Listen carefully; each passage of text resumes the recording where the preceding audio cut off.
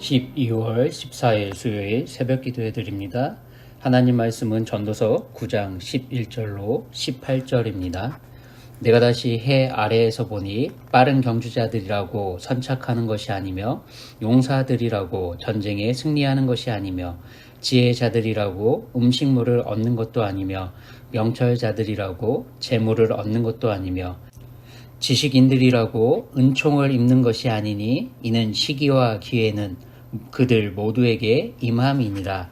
분명히 사람은 자기의 시기도 알지 못하나니 물고기들이 재난의 그물에 걸리고 새들이 올무에 걸림같이 인생들도 재앙의 날이 그들에게 호련히 임하면 거기에 걸리느니라.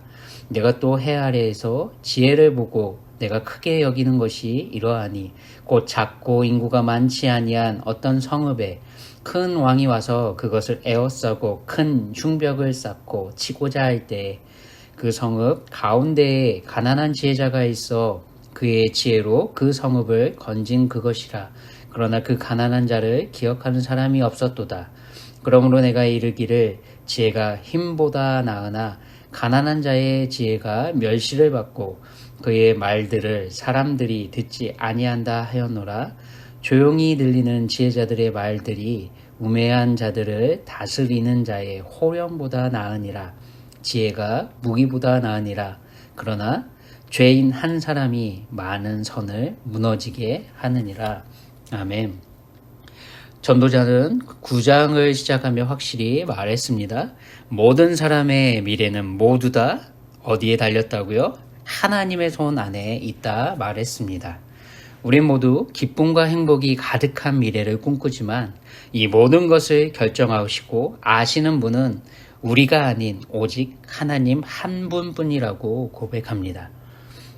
우린 사랑을 받을런지 미움을 받을런지 아무도 앞날을 장담할 수 없는 불확실함 속에 오늘을 살아갈 뿐입니다.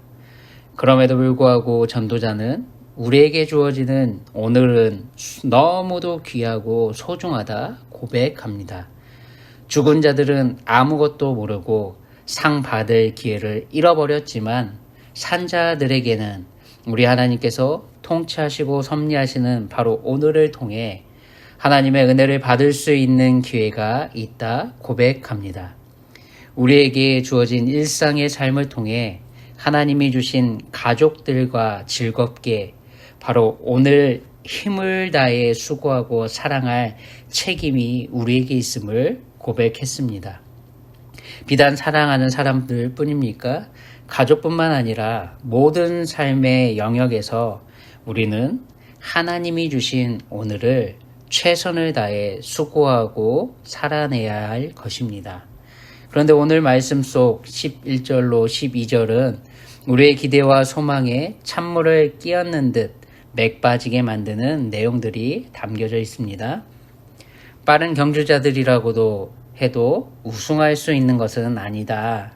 또한 용사들이라고 해도 전쟁에서 패배할 수도 있다라고 알려줍니다.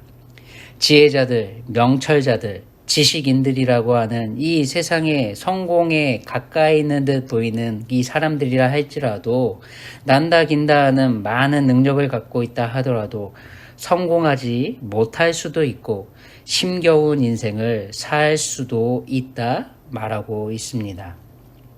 전도자는 물고기들이 그물에 걸리는 것을 통해 그리고 새들이 올무에 걸리는 것 같이 인생들에게도 재앙의 날이 호련히 임할 수 있다 말합니다.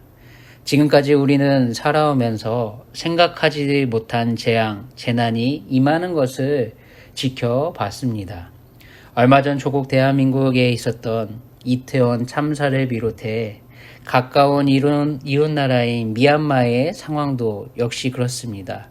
또한 멀리 우크라이나의 상황도 우리는 많은 소식을 보고 듣는 가운데 이 소식들로 인해 우리의 마음을 무겁게 만들고 우리를 우울감에 사로잡히게 만드는 것들을 경험했으며 앞으로도 쭉 끊임없이 우리는 이러한 경험을 하게 될 겁니다. 그래서 우리에게 중요한 것은 우리는 전도자가 강조하고 있는 것을 놓치지 말아야 한다는 겁니다. 우리가 살고 있는 세상은 죄로 인해 타락하고 부패한 곳이기 때문에 어쩔 수 없이 이런 일들은 끊임없이 벌어질 수밖에 없겠지만, 이런 세상을 우리 하나님은 아직도 통치하시고 섭리하시며 당신의 구원을 이루어가고 계신다는 그 진리를 붙드는 것이 바로 오늘 우리의 삶에 허락된 우리의 몫이요 책임이라는 겁니다.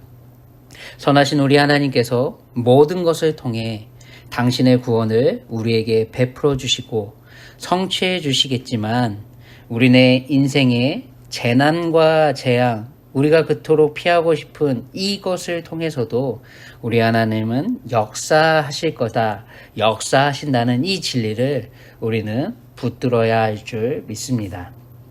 세상은 인과관계로 모든 것을 해석하고 치부해버리려는 실수도 넘쳐나는 곳입니다.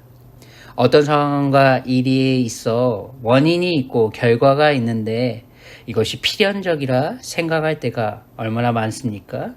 그런데 인생은 어떤 일에 있어 원인과 결과를 완벽하게 헤아리고 판단하고 입증할 만한 능력이 전혀 없지 않습니까? 우연히 벌어진 일임에도 불구하고 우리는 우리를 미혹하고 끌고 가는 그 죄성에 이끌림 받아 자기 중심적으로 판단하고 헤아려 마치 정당한 것처럼 원인과 결과가 이어진다 판단하는 실수를 저지릅니다. 그래서 전도자는 앞서 3절에서 모든 사람의 결국은 일반이라 말했습니다.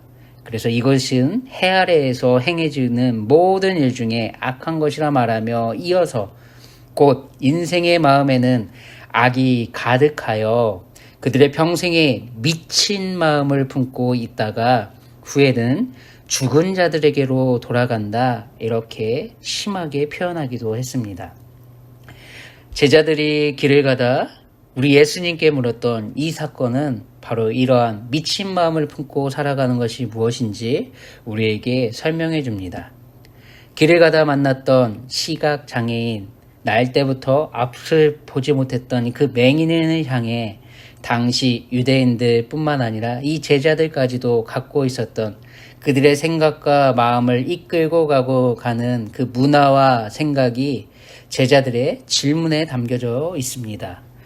요한복음 9장 2절을 통해 제자들이 물어 이르되 랍비여, 즉 예수님, 이 사람이 맹인으로 난 것이 누구의 죄로 인함이니까?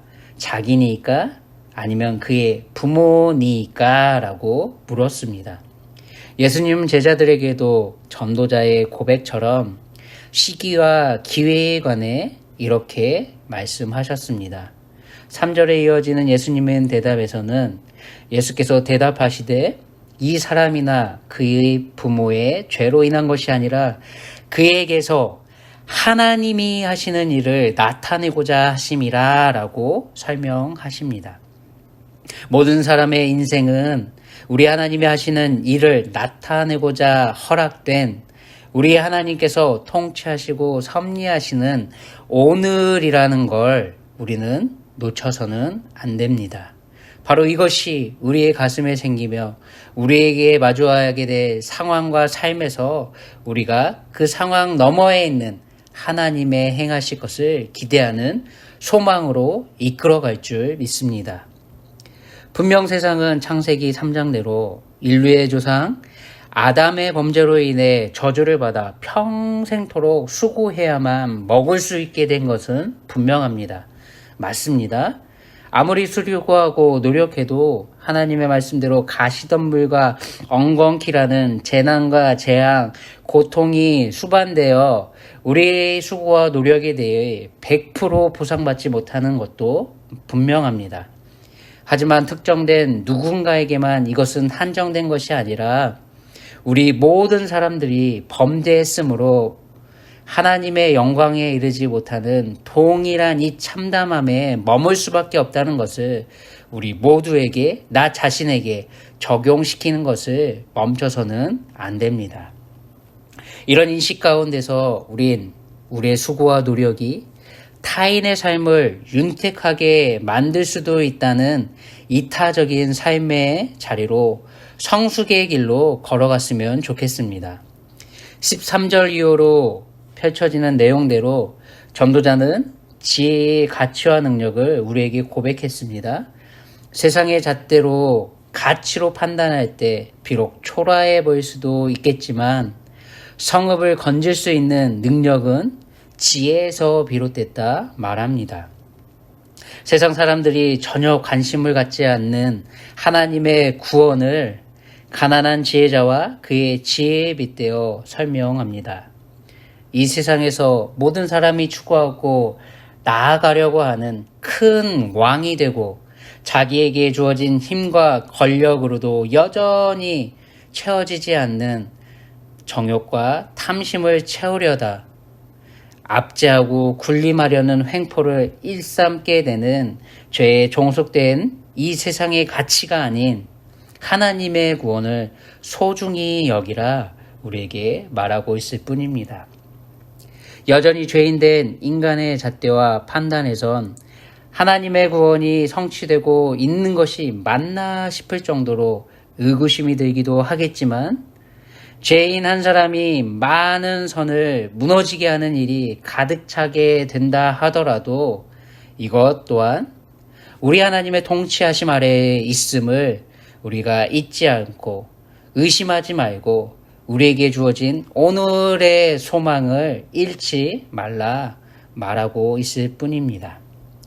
비록 세상이 끊임없이 멸시하고 사람들도 말을 듣지 않겠지만 조용히 들을 수 있는 우리 하나님의 은혜를 받는 자녀들의 귓가에 들리는 구원의 소리가 세상에서 강력해 보이는 힘과 능력을 갖고 있는 죄에 끌려가는 강자들의 호령 소리보다 낫다라는 이것을 우리의 가슴에 깊이 새겨야만 할 줄 믿습니다.